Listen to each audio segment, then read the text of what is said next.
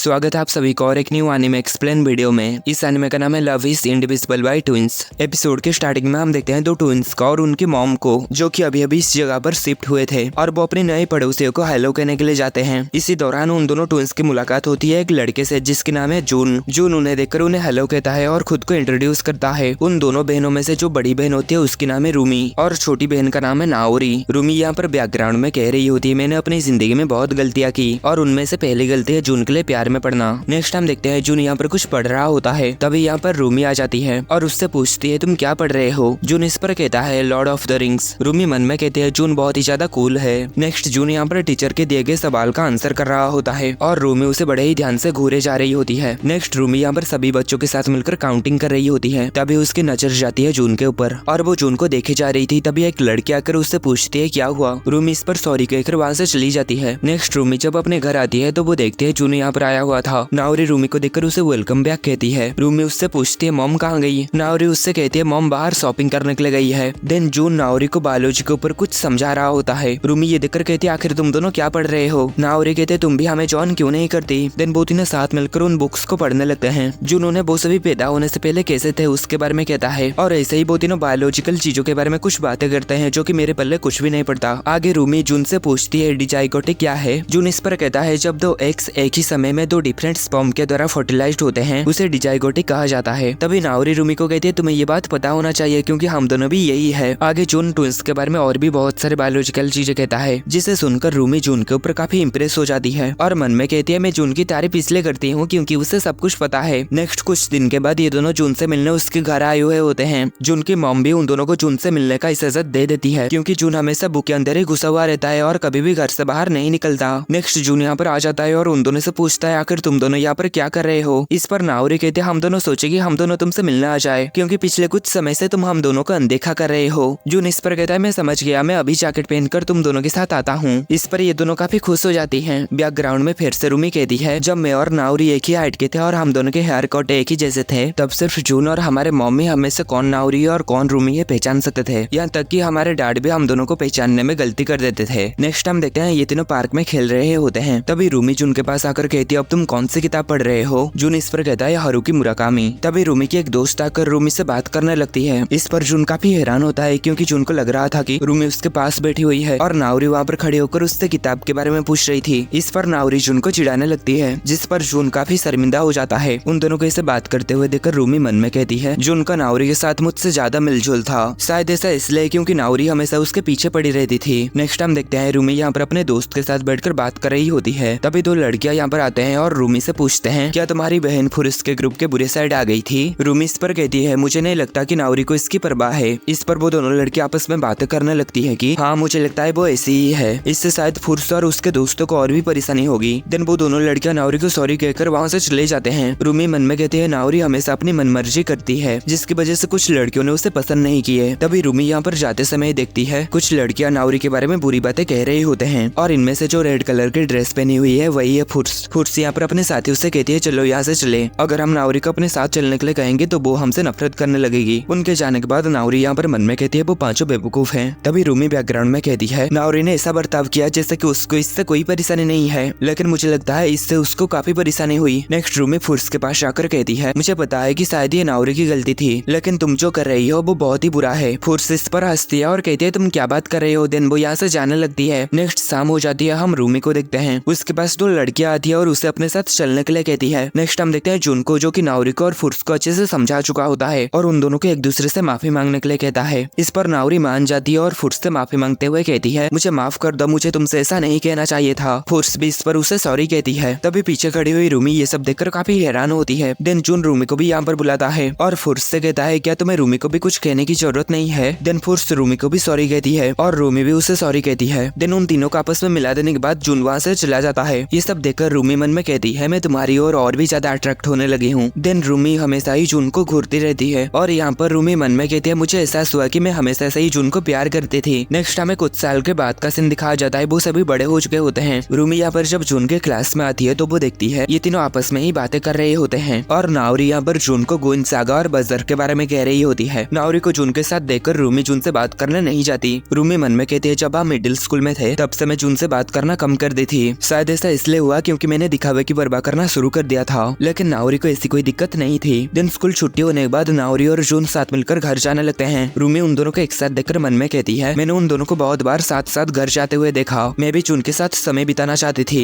मैं भी उसके साथ बहुत सारी बातें करना चाहती थी। नेक्स्ट टाइम देखते हैं रूमी यहाँ पर कहीं पर जाने के लिए तैयार हो रही होती है और मेकअप कर रही होती है। देन वो जून को मैसेज करके कहती है, मैं कन्वीनियंस स्टोर जा रही हूँ, प्लीज मेरे साथ आओ। देन वो बाहर जाने से पहले नाओरी से पूछती है, मैं कन्वीनियंस स्टोर जा रही हूँ, क्या तुम्हें कुछ चाहिए? नाओरी इस पर कहते हैं, मेरे लिए पुडिंग ला देना। नेक्स्ट ये दोनों शॉपिंग खत्म करने के बाद पार्क में आ जाते हैं। रूमी इस जगह को देखकर उसकी यादें ताजा हो जाती है। देन रूमी जून को कहते हैं, आओ यहाँ पर थोड़ी देर बैठकर बात करते हैं। देन वो दोनों यहाँ पर बैठकर थोड़ी देर बात करते हैं। रूमी यहाँ पर जून को देखकर काफी ज्यादा शर्मा रही होती है। देन वो अचानक से जून को कहती है, क्या तुम मेरे साथ बाहर चलना चाहोगे? जून इस पर कहता है, तुम अचानक से ये बात क्यों कही? रूमी यहाँ पर काफी शर्मा रही होती है और मन में कहती है, काश मैं उसे पहले ही कहा होता कि मैं उसे हमेशा से बहुत प्यार करती हूँ। देन रूमी जून को कहती है, क्या तुम्हें पता है हम स्कूल लाइफ के 3rd ईयर के अप्रैल में है, क्या तुम हाई स्कूल में एंटर होने से पहले डेटिंग का एक्सपीरियंस लेना नहीं चाहते? मैं इसे बहुत सी लड़कियों को जानती हूँ जिनके बॉयफ्रेंड है, इसलिए मैंने सोची क्यों ना हम भी एक बार इसे आजमा के देखें। देन वो आगे कहती है, मेरा मतलब है मैं तुम्हें हमेशा से जानती हूँ, इसलिए मैं तुम पर भरोसा कर सकती हूँ और मुझे यकीन है तुम भी मेरे साथ कंफर्टेबल रहोगे। पर हम देखते हैं जून इस पर कुछ भी नहीं कह रहा होता है। रूमी इस पर कहते हैं, क्या मैं तुम्हारे लिए इनफ अच्छा नहीं हूँ? और रूमी यहाँ पर बैकग्राउंड में कहते हैं, ये समय मेरे लिए बहुत ही ज्यादा भयानक था, लेकिन जून हमेशा मेरी मन की बातों को पढ़ लेता था। तभी जून कहता है, क्या तुम सच में मेरे साथ बाहर जाना चाहती हो? जिस पर रूमी कहती है, हाँ। जून इस पर कहता है, तो ठीक है। इस पर रूमी काफी ज्यादा खुश हो जाती है और मन में कहते हैं, मैं इतना ज्यादा खुश हूँ कि मुझे जोर से चिल्लाने का मन कर रहा है, पर मैं बड़े ही मुश्किल से अपने आप को रोक रही हूँ। दिन रूमी घर पहुँचने बाद नाओरी को उसका पुडिंग दे देती है और उसे जून और अपने बारे में हुई सभी बातों को कह देती है। नाओरी इस पर कहते, लगता है अब तुम्हारा काम बढ़ने वाला है। रूमी मन में कहती है, पहले तो मुझे गर्व हुआ, पर फिर मुझे गिल्टी भी महसूस हुआ, लेकिन जैसे जैसे हमें कपल के रूप में समय बिताए तो गिल्टी महसूस होना कम हो गया।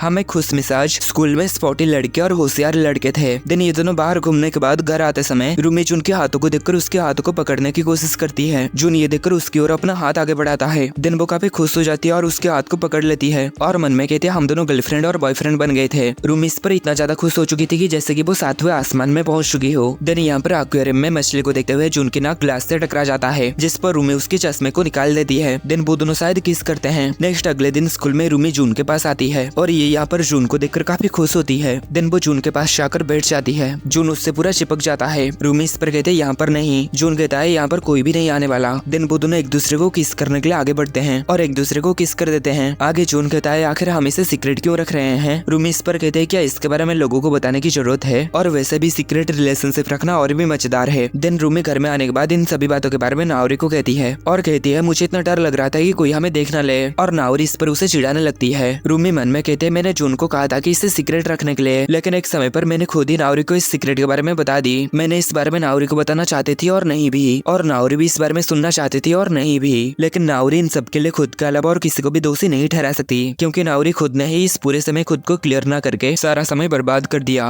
दिन आगे रूमी मेकअप होकर तैयार होने लगती है और वो जून को मैसेज में कहते, मैं कन्वीनियंस स्टोर जा रही हूँ, मेरे साथ आओ। और रूमी मन में कहती है, मैंने गंदा खेल खेली, मुझे खुद को उसकी बड़ी बहन कहने का कोई हक नहीं है, मैं बहुत ही बुरी बहन हूँ। देन रूमी जून को कहती है, चलो आज रात इसे खत्म करते हैं। जून ये सुनकर काफी हैरान हो जाता है। रूमी आगे कहती है, मैं तुमसे ब्रेकअप कर रही हूँ। जून इस पर कहता है, पर क्यों? तुम अचानक से ये बात क्यों कही? रूमी कहते है, ये बात तुम्हारे ऊपर थोपने के लिए माफ करना, पर चिंता मत करो, ये तुम नहीं, ये मैं हूँ। दिन वो आगे कहते हैं, तुमने जो कुछ भी किया उन सब के लिए शुक्रिया, मुझे इन सब में काफी मजा आया। दिन हमें पास्ट का सीन दिखाया जाता है जब नाओरी पहली बार जून से मिली थी। नाओरी बैकग्राउंड में कह रही होती है, मैं बहुत ही बदसूरत इंसान हूँ। नेक्स्ट हम देखते हैं नाओरी स्कूल में पढ़ रही होती है, तभी फुर्स आके उससे उसकी किताब छीन लेती है और उसे परेशान करने लगती है और कहती है, तुम ये क्या पढ़ रहे हो? ये जरूर कोई गंदी किताब होगी। नाओरी उससे कहते हैं, मुझे ये वापस दो, पर फुर्स उससे कहती है, तुम सच में एक ठरकी हो। नाओरी कहते हैं, नहीं, तुम बहुत बड़े बेवकूफ हो। और ऐसे ही इन दोनों के बीच में झगड़ा हुई थी। दिन नाओरी बैकग्राउंड में कहती है, मेरी एज से कहीं ज्यादा चीजों के बारे में पढ़ाई और नॉलेज से कभी न खत्म होने वाली प्यास मुझे ली जैंग टाइगर पोर्ट बना दिया।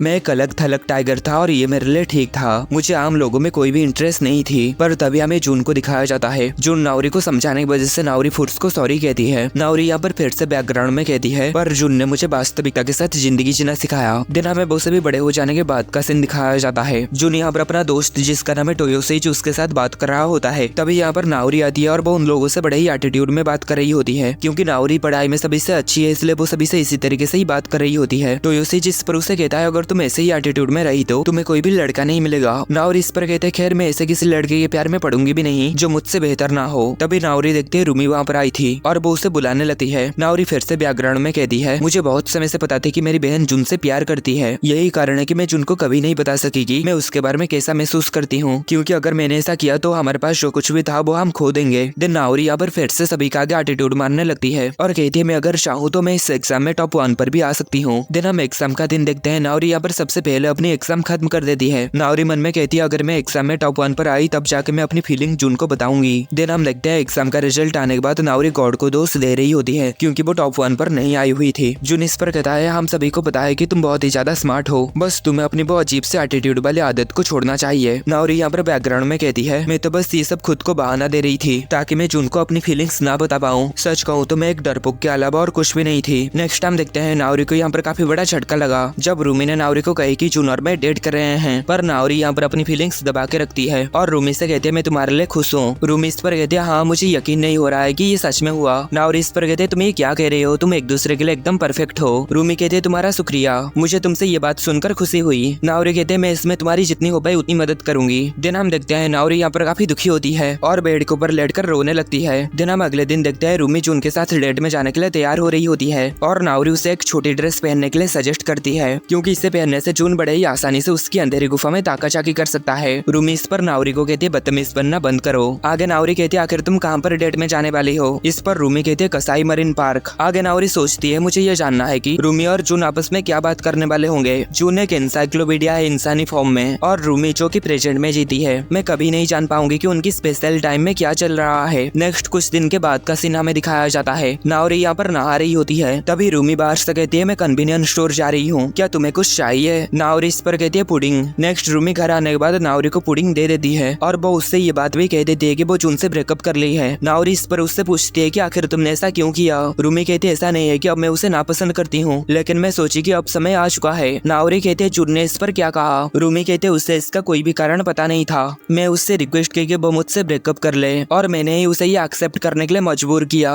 देन वो आगे कहते हैं हालांकि ये सब बहुत ही ज्यादा मजेदार था, मैंने बहुत सारे अच्छी यादें बनाई। देन वो नाओरी को शुक्रिया कहती है। नाओरी इस पर कहती है आखिर तुम मुझे थैंक यू क्यों कह रहे हो, तुम्हारी बात का कोई भी मतलब नहीं है। रूमी कहती है थैंक यू इसलिए क्योंकि तुम हमारी डेटिंग को सीक्रेट रखे। नेक्स्ट टाइम देखते हैं नाओरी यहाँ पर अपनी रूम में अकेली बैठी हुई थी और कहती है ये तो बेवकूफी है। देन हम जुन को देखते हैं जो कि यहाँ पर काफी दुखी होता है और इतने में ये एपिसोड खत्म होता है।